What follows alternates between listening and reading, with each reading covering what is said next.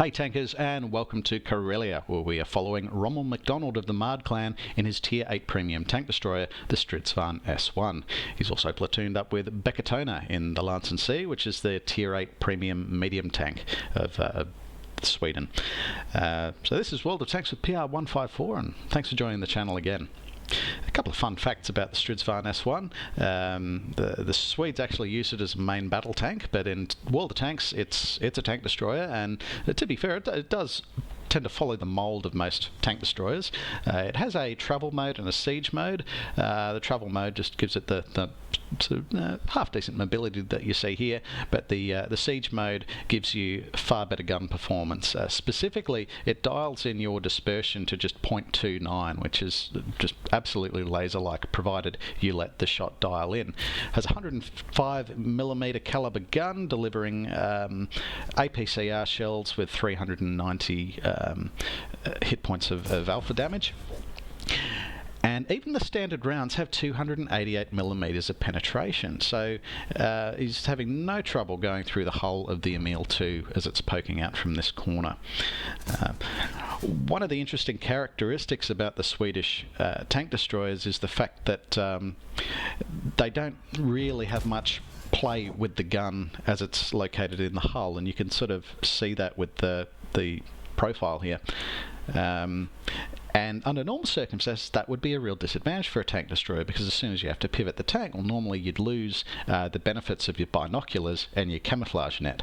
And the binoculars are super important on the Stridsvagn S1 because its base view range is only 350 meters. Now you think that even the worst light tanks are typically sitting at around 390 meters of view range. So you really do need binoculars to be working. But they've given the Swedish tank destroyers a bit of a free pass. They can sort of move and pivot, and as long as they don't try to go forwards or backwards, they retain all the benefits of binoculars and camouflage nets. So we're about 2 minutes in, and already it is not looking good for Rommel MacDonald's team. They are 4 tanks down and 4,000 hit points down. We otherwise can't fault Rommel's position. This is a very popular position for tank destroyers to take. Generally, as you get enemy tanks poking around this corner, they are sighted by other tanks that might be operating from another grid square forward. And in doing so, they can light up these targets, where Rommel MacDonald can shoot them from inside this magical window between the render range and the view distance. So he can keep pumping shells down that general direction, and they can't spot him in return, because they would need to be at least past this green and white line here before they can see him. So a bit of a deterioration of the team at this point in time, and we'll zoom out quickly. We can see the E50Ms falling back, T50s falling back, Scorpion Gs falling back, and the Stridsvagn S1, you really don't want to rely on its own view range and spotting range to sort of be I guess a sole defender in that sense, because you probably only get one shot off and then you're sort of destroyed in turn. So a tactical withdrawal was probably the smart decision under the circumstances. And you look at the scores again, they're 5,500 hit points down. They've only been able to take out 2 enemy tanks at a cost of 7 of their own, so it's 5 tanks the difference and 5,500 hit points, which is not great. At this point in time, they need to rely on the enemy making silly and overconfident pushes, where perhaps they might be coming in one by one. That allows you to focus your fire and take them out and hopefully level the score that way. See, Rommel MacDonald is just trying to pick a position to fight from. And this position is probably not a bad one. If we have a look around, we've got some hard cover here that protects us from this lane. We've got the soft cover from the trees. And he's able to get firing lines down towards where that enemy E50 was, as well as sort of maintain sight lines down to the opening of this valley, where we knew there were quite a lot of enemy tanks amassed. There are a lot of things that really went wrong for Ronald McDonald's team here, and that they've sort of conceded the valley. They conceded the top of this hill quite early in the game as well, and that just gives the enemy an extra line of approach. But the tactical withdrawal that they made earlier was a very smart decision, and so now Ronald McDonald is in a position where he can sort of continue to engage the enemy at more or less the extremes of his sight range. Still able to draw beads on the AE Phase 1. He's in his siege mode, so he's making the most of that 0.29 metre gun dispersion. Bold play by the Kanonen Panzer 7RH. It's the new Tier 8 German premium medium that recently starred in the Crystal Challenge. It appears to be taking a bit of fire from the E50 in the field. That moves a bit closer to this ridge just to try and stay under the guns. They have been able to level the score quite considerably, though. There's now only 3,700 points the difference. And 2 tanks, but they only have 2,000 hit points left. Opportunistic hit on the Skoda T27, and we know there's probably at least 2 tanks down in this area, and this E50 can pop up at any time, and there it is. It's popped up and just been angled such that Ronald McDonald was able to get a shot into its side armour, and using every bit of that 288mm penetration on the standard rounds. Also worth noting, thus far he's picked up nearly 3,500 hit points of damage, at least that's what we know about, and has not fired a single round of gold yet, which he wasn't really forced to take too many shots where gold was absolutely essential. So this is very careful shot placement by Ronald McDonald in the Strv S1 here today. It appears to be taking a few tracking shots from the E50. We see the Skoda T27 has also made a move, but Ronald McDonald certainly punishes him for that. Bounces around off the Emil 2. Bouncing rounds off the E50 and the UDES 3, but the Emil 2 manages to find him. We see UDES 3 has made a sneaky creep up the side, but again, Ronald McDonald sends him back to the garage for his 3rd kill of the game. We don't quite reload in time to hit the E50. We are now in the end game. There's maybe 1,500 points the difference. They're 2 guns down. They only have 900 hit points left.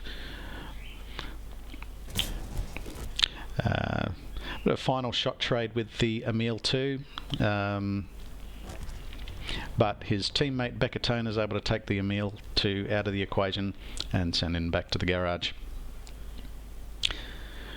Very, very tight game. They've managed to level the scores quite considerably. Will it be enough? I've platooned with Beccatone a couple of times. He's definitely the sort of tanker you'd rather have on your team than off your team. He's never fails to put on a good show. Unusually, the IS-3 chose to fire HE at him in that particular instance. He was probably hoping to one-shot the Lance and C, but not this time. Becca's also taken around from the Shah Future 4, which now puts him on a very precarious 9 hit points. And so overall, there's still 1,000 hit points the difference, but all 1,150 remaining hit points are in that enemy Scorpion G, who has already taken 3 kills. So we have to assume that Scorpion G knows what they're doing. It's going to be a very cautious play from Beccatone and the Object 274A for the rest of this game. We're going to speed this up slightly because hunting can be a bit of a tedious exercise, although quite tense and nerve-wracking for the players involved. So they make a play for the enemy cap circle. There's probably a reasonable chance that the enemy's going to be here. Now see what happens next. Bekatona reaches the cap circle, but he pulls up short. And this is to assist with getting the element of surprise. The second he touches that cap circle, the enemy is aware of his presence, because obviously the capture countdown timer will start. But because he's waited for the Object 274A to pull up, he's actually minimised the amount of time that cap countdown is going to be running, which gives less time for the Scorpion G to react to that. There's a couple of options that the Scorpion G might have available to them. They could sort of roll in and eat a few rounds. Because we do have two very low hit point tanks, that all he needs to do is hit one of them to cause a kill and inflict a reset. He could even be blind firing this bush from range. So it's maybe a slightly risky play here from Becker, but you know, the old saying goes, you'd rather be lucky at World of Tanks than good at World of Tanks, and Becker is just one of those players that happens to be both. So they managed to cap this one out. Victory to the Men of Mard. Let's take a look at the results page. So a well-deserved mastery badge for Rommel MacDonald in the Tier 8 Premium Swedish Tank Destroyer Stridsvagn S1. He's come away with nearly 5,300 damage inflicted upon the enemy. He's taken 3 heads in the process and bounced a fair bit of damage, which is not a bad effort at all. He's come away with the High Calibre Battle Heroes medal, and you earn that for causing at least 1,000 hit points of damage to the enemy team. Of course, he's done that in spades, but importantly, you've accounted for at least 20% of the total hit point pool of the enemy team. And he's come away with the Fire for Effect badge as well for doing at least your hit points in damage, which, yeah, he's crippled that requirement quite significantly. So yeah, very well deserved top placement here by Rommel MacDonald and Bekatona of the Mard clan. They did exceedingly well under some extraordinarily difficult circumstances. We recall at one point they were 6,000 hit points down, when at that point in the match where they were all sort of returning to the cap circle. Having a look at his detailed report, that's fantastic. That's a fantastic credit haul there of over 168,000 credits. Accuracy was very much on point for Rommel MacDonald here. He's fired 18 shots, he's connected 16 of them and penetrated 14. So, and not a hell of a lot of premium ammunition fired by Rommel MacDonald in this match as well. So that's some exceedingly good gunnery on his part. And if you'd like to see one of your replays featured on World of Tanks with PR154, please get in touch on Discord or at any of the links below, and we'll do our best to sort you out. In the meantime, take care out there.